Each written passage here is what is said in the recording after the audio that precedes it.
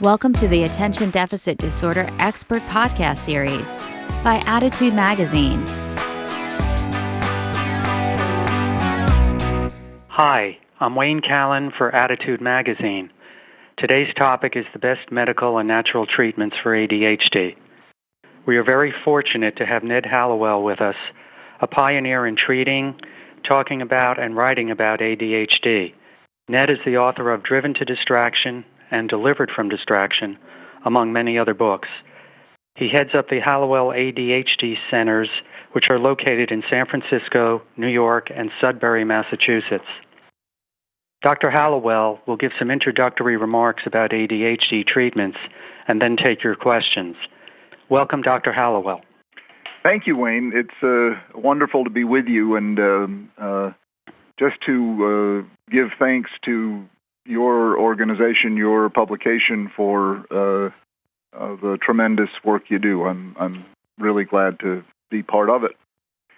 What I thought I would do is give you sort of an overview of how I approach treating this condition, and then make sure we have time for questions. I think everyone needs, first of all, a 5-step plan that I developed when I wrote my book about parenting called The Childhood Roots of Adult Happiness. A plan that brings out the best in each person. I often say my approach is that I don't treat a disability. I help people unwrap their gifts, so to speak, develop their talents. And a game plan to do that, I spent years developing, and I'll outline it for you right now. If you want to read more about it, it's in my book, The Childhood Roots of Adult Happiness, and also in Delivered from Distraction.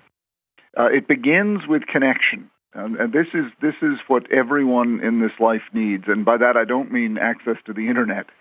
I mean the feeling that you're a part of something larger than yourself that's positive. So be it a family, a classroom, a business, a friendship, connection to the world of nature, connection to ideas, connection to teams, clubs, organizations. I happen to be a Red Sox fan, so I'm part of Red Sox Nation, and we're very connected to our team these days.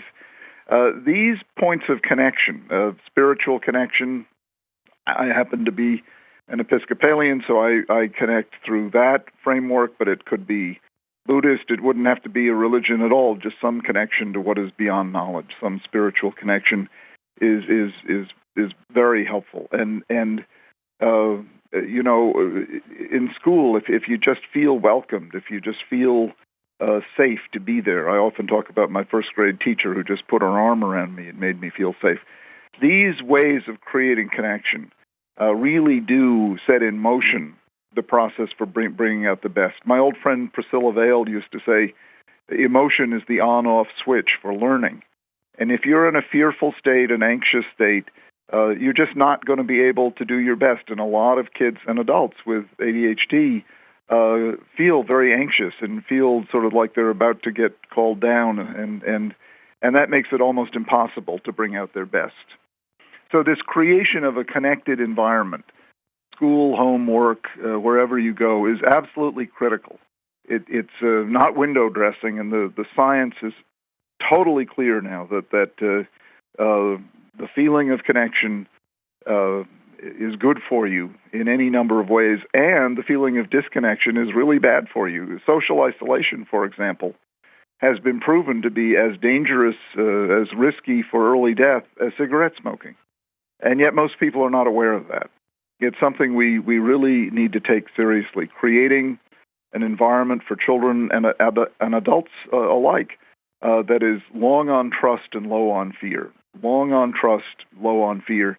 That's the starting point for bringing out the best in anyone, and particularly those who have ADHD who are so susceptible to states of fear and anxiety and sadness and depression. Connection is the greatest antidote we've got for those states of mind. The connected person will then go to the next step, which is to play. And by that, I don't mean just what kids do at recess. I mean any activity in which your brain lights up, any activity in which your imagination gets involved.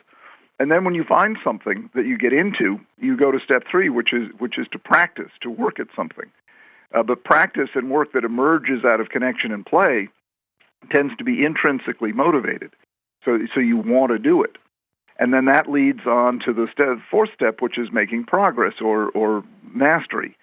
Making progress at something that's challenging, that matters to you, that is the single greatest building block we've got to create confidence, self-esteem, motivation. It's truly magical. So you want to know how to build confidence, which is one of the great predictors of doing well in life. Just set a child or an adult up to make progress at something that matters to them that's challenging. And then finally, recognition. You want someone you care about to notice that you've been making this progress. And getting that kind of recognition from a friend, a coworker, a parent, a teacher, doesn't have to be a prize or a trophy, just a high five, an attaboy, attagirl. That totally consolidates the positive confidence that the making the mastery laid down. And it also connects you to the wider group, which is really the root of moral behavior. You know, we live in an age of school shootings happening all the time, and they're all about disconnection. They're all about people who feel left out, disenfranchised, looked down upon. And so a program in moral behavior is really a program in connection, in recognition, and bringing people into the wider sphere. People with ADD often feel left out, feel overlooked, feel as if they're not being treated the way, you know, they ought to be. Those 5 steps, what I call the cycle of excellence: connect, play, practice, mastery, recognition. It works for people of all ages, and it really works wonder. Focus particularly on step 1, on creating that connected environment. All right, let me talk to you now about education. You know, once you've gotten a diagnosis of ADHD, the next step is critical. You need to learn what it is and what it isn't. And sometimes professionals don't have time to do that, and that's why, you know, I and others have written books. You want to turn to books that, you know, are authoritative, books you can trust, because unfortunately, there's a lot of misinformation out there in the world of ADHD, a lot of people trying to grind an axe, trying to, you know, write a polemic. Stay away from those books. Go for the even-handed books, you know, that you can really trust. Now, I happen to have a particular point of view in that I am always trying to find ways to bring out the best in people, and so when I diagnose this condition, I say to someone, you know, you're actually very lucky. You've got a Ferrari engine for a brain. You know, you've got a really powerful brain, and that's wonderful. And I say, but there is one problem. You have bicycle brakes. And that really captures the essence of ADD. Russ Barkley, one of the great researchers in the field, calls ADD a condition of disinhibition. And if you think of the core triad of negative symptoms, distractibility, impulsivity, and restlessness or hyperactivity, they're all about disinhibition. You can't inhibit incoming stimuli, hence you're distractible, and you can't inhibit outgoing impulses, hence you're impulsive and restless or hyperactive. Well, that's a fancy way of saying race car brain with bicycle brakes. But turn each one of those negatives on its head and you get a positive. And this is what I love to point out to people. You know, the flip side of distractibility is curiosity. You know, these kids and adults really care about what's going on, and they look and find and discover. And that's why they typically are discoverers and inventors and entrepreneurs. The flip side of impulsivity is creativity. You know, what is creativity but impulsivity gone right? You don't plan to have a creative idea. You don't say it's 3 o'clock, time for my creative idea, and lay it like an egg, you know. It depends upon spontaneity, disinhibition. And then finally, hyperactivity. When you get to be my age, I'm 63, it's called energy, you know, and I'm really glad I have it, you know. In case I didn't mention, I have ADHD myself and also have dyslexia. And I've really learned how to bring the best out of them, so I don't see them anymore as negatives in my life. Quite the opposite. I see them as positives, and that's the goal, where you want to take advantage of your race car brain. Now, how to do that? Well, changes in lifestyle are very important, and often we only pay lip service to them. But sleep, people with people in general aren't getting enough sleep. In ADD in particular, they stay up too late on their electronics, and then they're unarousable in the morning. You want to get your 8 hours or however much you need, as much as possible every night. Watch what you eat. I recommend a whole foods diet. Stay away from junk food. Stay away from additives. Stay away from sugar. Too much sugar, certainly. The healthiest diet is vegan, but that's pretty severe, and not too many people can stick with that. But at least try to stick with whole foods and stay away from additives and junk food and sugar. And of course, don't self-medicate with alcohol, marijuana, pot, and what have you. Physical exercise is huge. My friend and colleague John Rady wrote a wonderful book called Spark, The Revolutionary New Science of Exercise and the Brain. And he showed just what an incredible tonic exercise is for your brain. Whenever you exercise, your body puts out just a whole slew of peptides and hormones, oxygen, just marvelous. The brain just eats it up, as John calls exercise, miracle grow for the brain. So make sure your kids and you get exercise every day. Walk as much as you can in classrooms. Take what John calls brain breaks. Stand up and have 5 minutes of exercise every hour. It's like pushing the reset button on your brain. It really refreshes your cerebrum so that you're able to focus again more easily. Prayer or meditation, meditative practices. Lydia Zylowska, wonderful child psychiatrist in California, did some terrific research and showed that in her group with Sue Smalley showed that mindfulness training produced results comparable to medication in treating ADD. So if you take meditation seriously, it really helps. And then my favorite, positive human contact. We just don't stress this enough, but it's people with ADHD particularly often get nothing but reprimands all day long. And you'd be amazed how much good a smile can do, how much good a pat on the back can do. So again, come back to my emphasis on creating a connected environment. Little doses of positive human contact. Go out of your way to make sure you offer those, give them and receive them. It's good for your health in general and good for ADD in particular. Why don't I pause for a moment now and see if we can take some questions? Okay, very good. There are many of them. A lot of questions about food. What evidence is there that a change in diet can help ADHD symptoms? And would a change in diet work for children as well as adults with ADHD? Well, the evidence is equivocal, and you can really confuse yourself if you go online and start reading articles, because you can get various responsible people touting one regimen or another, and you can confuse yourself. So what I recommend is do your own experiment. See on what regimen do you do best or your child does best. I've discovered of late that gluten-free diets often help people with ADD. And I did it myself because I had hip surgery coming up 6 months ago, and I went gluten-free. And my goodness, I lost 25 pounds without even thinking about it. It's a really good way to lose weight. Gluten-free, means you just stay away from wheat. So no bread, pasta, cookies, cakes, cupcakes, muffins,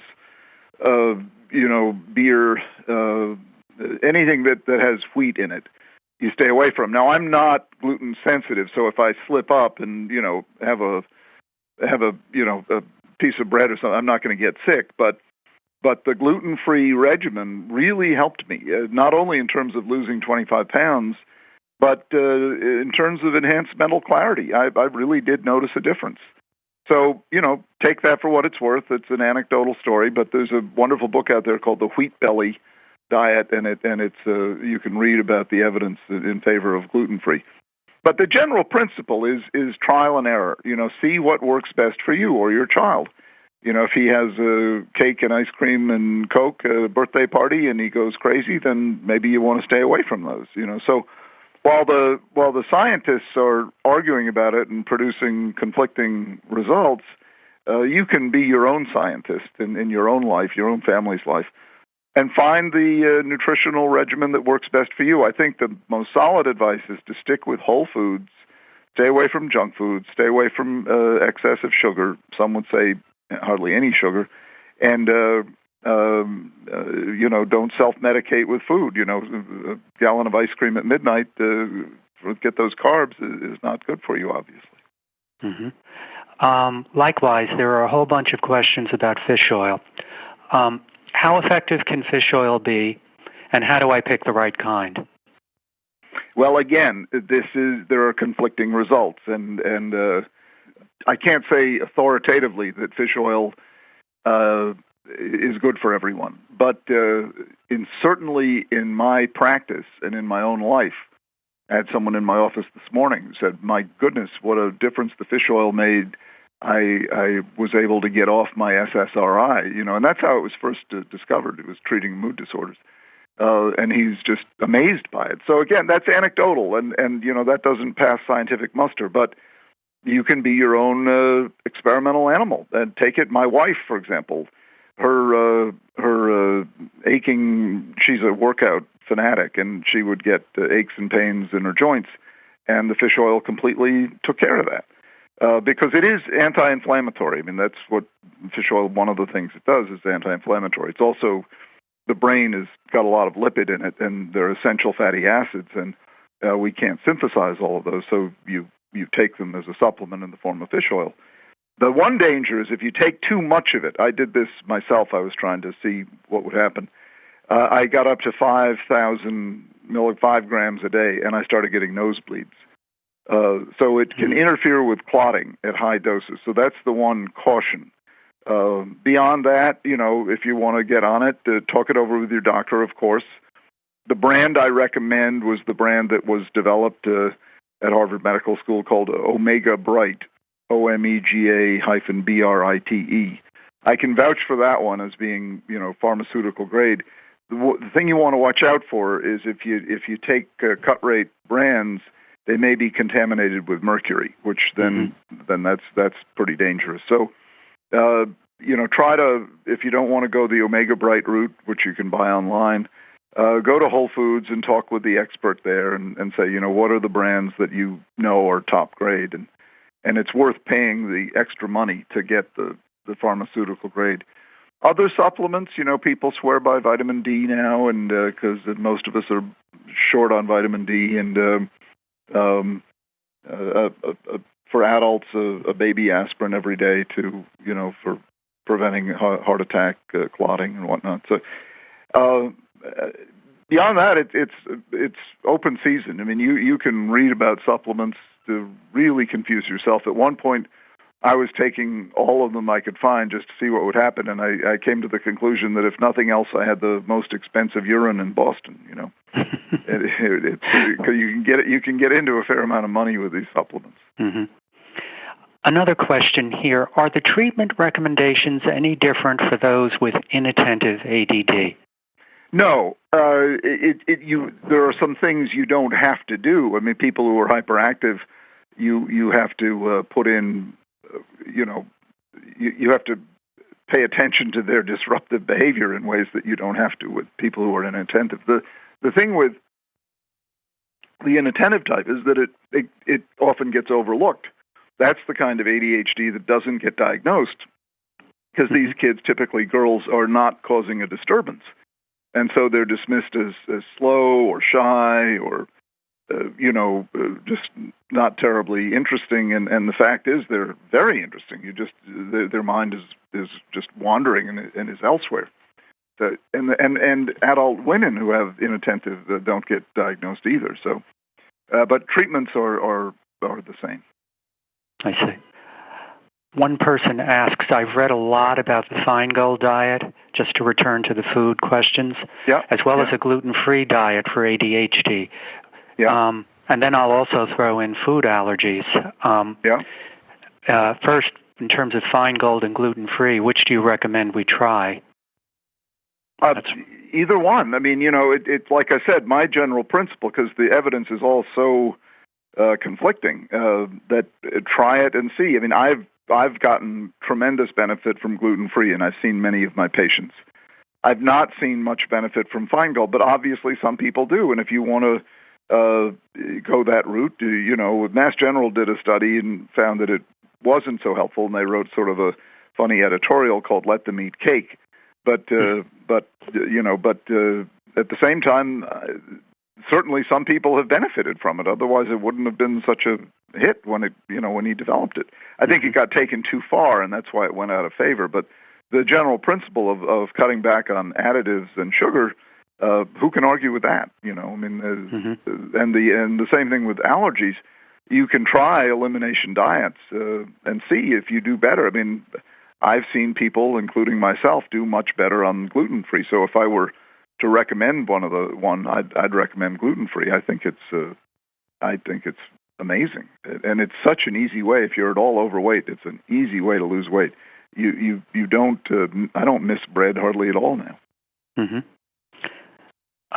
Mary asks, are there any herbs out there that might help manage ADHD symptoms? Well, again, it's trial and error. Some people have recommended spirulina, super blue-green algae, and there was a time when people were really pushing that.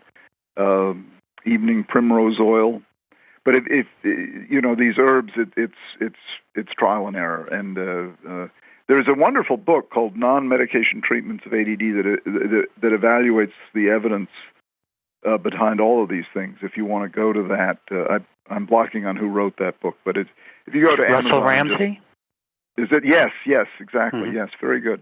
Yeah, and that's a very responsible, balanced book written by two solid researchers, and they really tell you which are the ones that are most tested and reliable. Mm-hmm. The name of the book is, again? I just want to make sure everyone gets... I can't remember. I think it's it's something like Non-Medication Treatment for ADD. ADD. By Russell ADHD. Ramsey. Right. Yeah. Okay. Yeah. So going back to the next slide, structures and other non-medical interventions. The key here is creating structures that will help you make up for what's missing inside your brain with structures outside of your brain. The example from my life that I use is I used to lose my car keys all the time until I finally got a little basket and put it next to my front door, and then I trained myself like a dog to always put the keys in the basket. And now I don't have problems finding my car keys. That little bit of structure was just incredible. And you can be very creative with structure. I'll never forget the woman who had a problem with overspending and impulsive overspending, and she was advised to get rid of her credit cards. Well, she didn't want to get rid of them, so what she did is she took and put them in a bowl of water, and then she put the bowl of water in the freezer. So they'd be there, but she'd have to chip away at them or microwave them to get to them, and by then the impulse to spend would have passed. So that's genius-level structure. If you're having trouble coming up with systems, work with a coach. I mean, that's what coaches are good at, is creating systems for getting organized, managing time, managing money, setting goals and working toward goals. People with ADD usually know what they want to do, they just have trouble doing it. So you work with a coach to set up a system to just get you to start doing things. I saw a patient this morning who was all just lost in his thoughts, as so many people with ADD are, just couldn't get out of his own way. And he had 3 cords of wood in his backyard that needed to be stacked.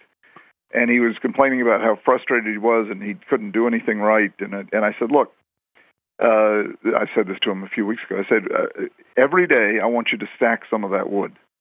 And I promise you, if you do that, you will start feeling better. And it worked.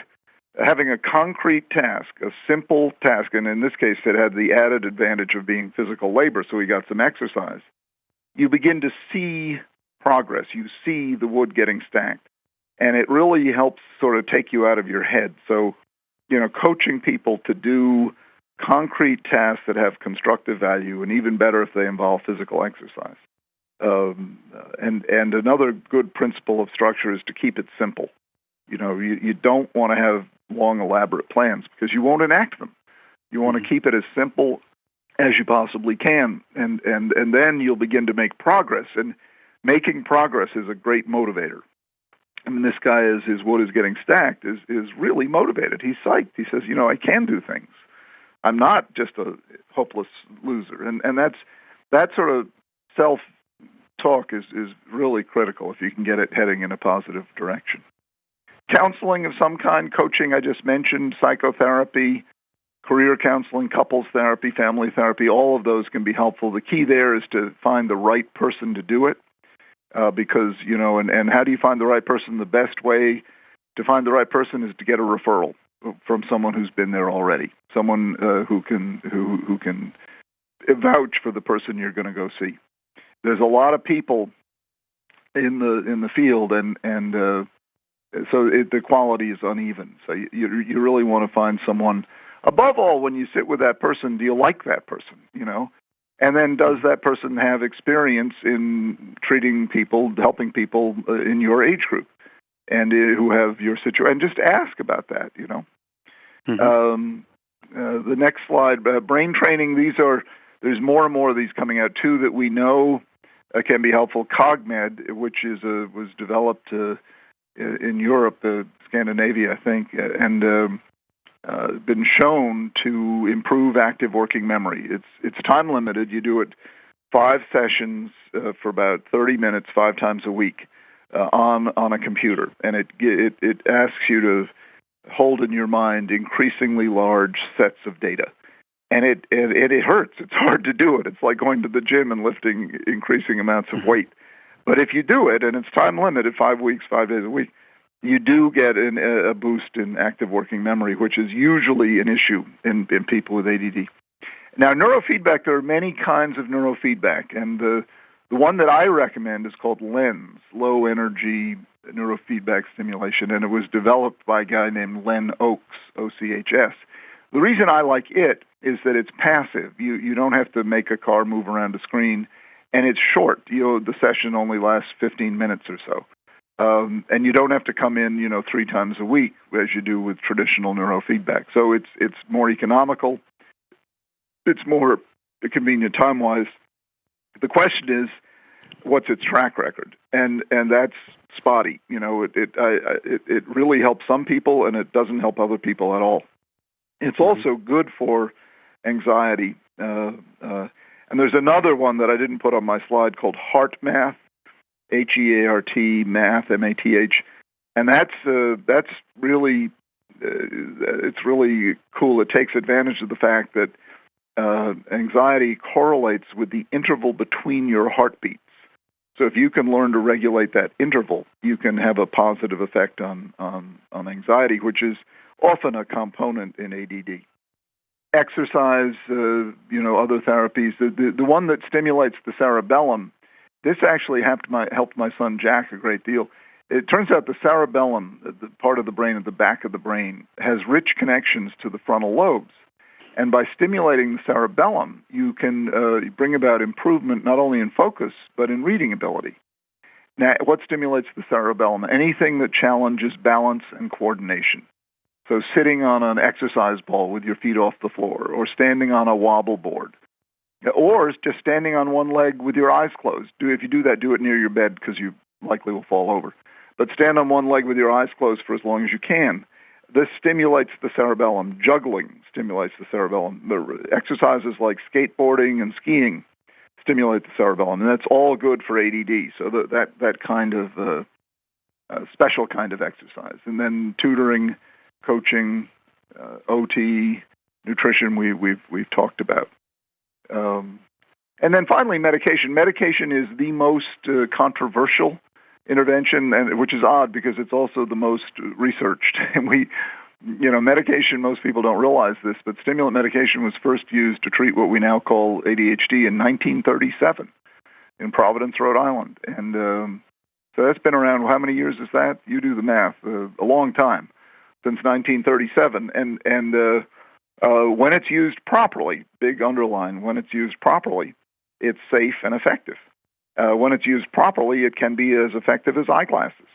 Now, does it always work? No, it doesn't. 80% of the time it works. 20% of the time it either has no effect or has side effects. In my own case, it doesn't.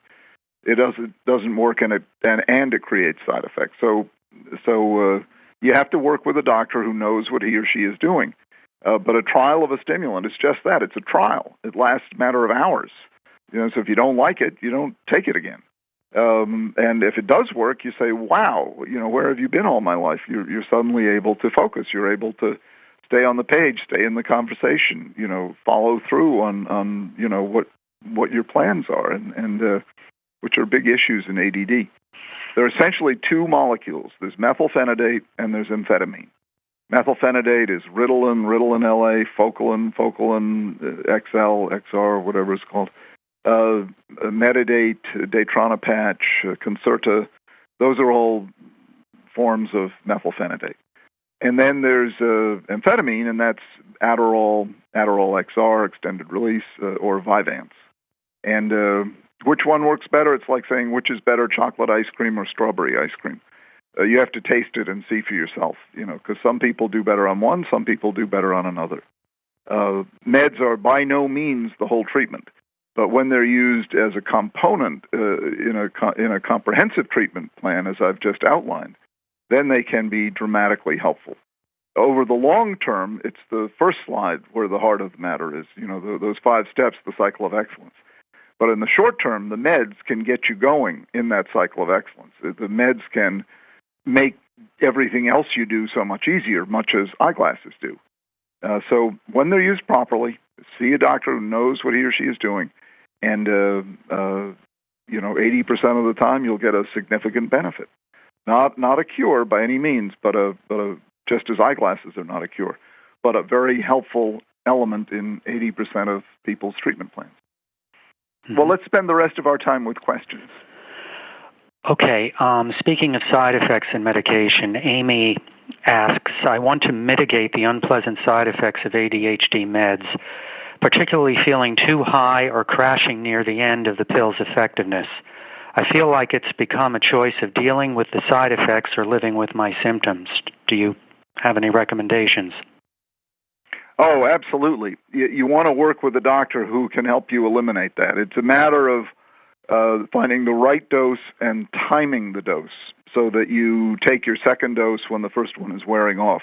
Crashing should not be a problem. It's a matter of timing that second pill, what I call the homework pill. Also, the dose may be too high, or the medication itself may be the wrong one for you. So you want to work with a doctor who knows the ins and outs of these meds so that you can make these subtle changes and eliminate those side effects. My standard with my patients is I want target symptom improvement with no side effects other than appetite suppression without unwanted weight loss. You almost always do get appetite suppression. And if some people want to lose some weight, that's okay. But once you've lost as much weight as is good for you to lose, then you got to stop losing the weight. So that's the standard I adhere to. Target symptom improvement with no side effects other than appetite suppression without unwanted weight loss. Very good. Aurora has a question. She says, is it possible for medication to stop working? The first time I reached the right dosage of Concerta, I cried. I saw things so clearly. Then the Concerta stopped working after 8 months. What should I do? This does happen, and the little trick that I've developed is rather than increasing the dose, which most people would naturally do, simply stop the medication and wait a week or so, and then start it back up again at the same dose. Most of the time, it'll kick back in as effective as it was originally. So rather than increasing your dose, just stop it, and have a week off meds. And I know that's not fun, but it's worth it. And then start it up again, and it usually starts working again the way it used to. There are several questions about ADHD medication causing hair pulling and nail biting in children. Are those recognized side effects of ADHD meds? Well, any medication can do anything, and if you're seeing that, then you stop the medication. If someone starts taking a stimulant and they start pulling out their hair, stop the medication and see if they stop pulling out their hair. I've never seen that, but any medication can do anything. And, it may be a kind of a tic. It may be a manifestation of an anxiety disorder that somehow the meds exacerbated. I don't know, but again, come back to common sense. And if the medicine is associated, you don't want to make the post hoc ergo propter hoc mistake, after which, therefore, because of which. But if you start a medication and then you develop these new symptoms, try stopping the medication and see if they go away. Is getting enough sleep considered a natural treatment for ADHD, since a lack of sleep can wreak havoc on a person's symptoms? Absolutely. Getting enough sleep is right at the top of the list, right along with physical exercise. Now, enough sleep, that's a tricky question. A good way to find out how much sleep you need that much sleep as it takes for you to wake up without an alarm clock. For some lucky few people, my friend who's chief of medicine at Brigham and Women's needs 4 hours a night. That's truly all he needs, and it's one of the reasons he gets as much done as he does.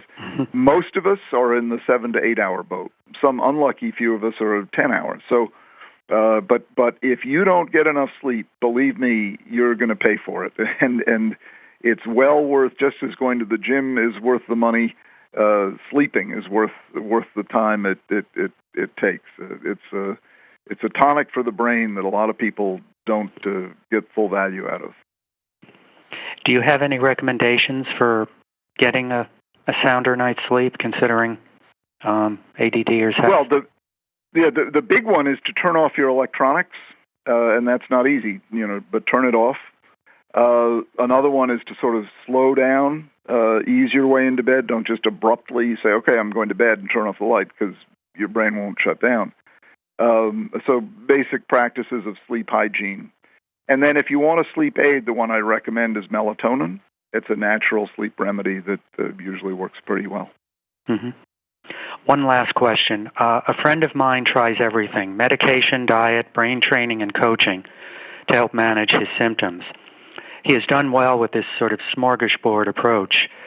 Do those with ADHD who use natural treatments and medication do better controlling symptoms? What was the last part of it? Do people? Well, combining medication with natural treatments, do they have a leg up? Oh, yes, on? Absolutely. He calls it smorgasbord. I call it comprehensive. And yes, the treatment plan should be multimodal. Absolutely. And, my motto is whatever works as long as it's safe and it's legal. And for adults, obvious things like marry the right person, find the right job, down to small things like the basket I put next to my door for my car keys. So it's a multimodal, comprehensive treatment plan that brings the best results. And the issue that the trap most people fall into is expecting medication to do it all, which it simply can't do. It can be very valuable, but you've got to pay attention to all the other factors that we mentioned in this call today. And also to be hopeful about it, because this is a condition that can be associated with spectacular success. So make sure your child, or that you're not just you're trying to make yourself not a loser. You're trying to make yourself a champion, which is a very realistic expectation, a very realistic hope. And if anyone listening would like to be in touch with me, I love hearing from people. My email is just drhallowell@gmail.com, just drhallowell@gmail.com. We're all in this together, and, there's a great need for education and help, and another one of my first rules is never worry alone. The bad things happen when you worry alone. So, find the right person to worry with, and next thing you know, you'll be solving problems. Well, very good. We will have to end it there. Thanks, Ned, for your time and expertise. It was an education, truly. Have a good day, everyone, and take care. Thank you. For more Attitude podcasts and information on living well with attention deficit, visit attitudemag.com. That's ADDITUDEMAG.com.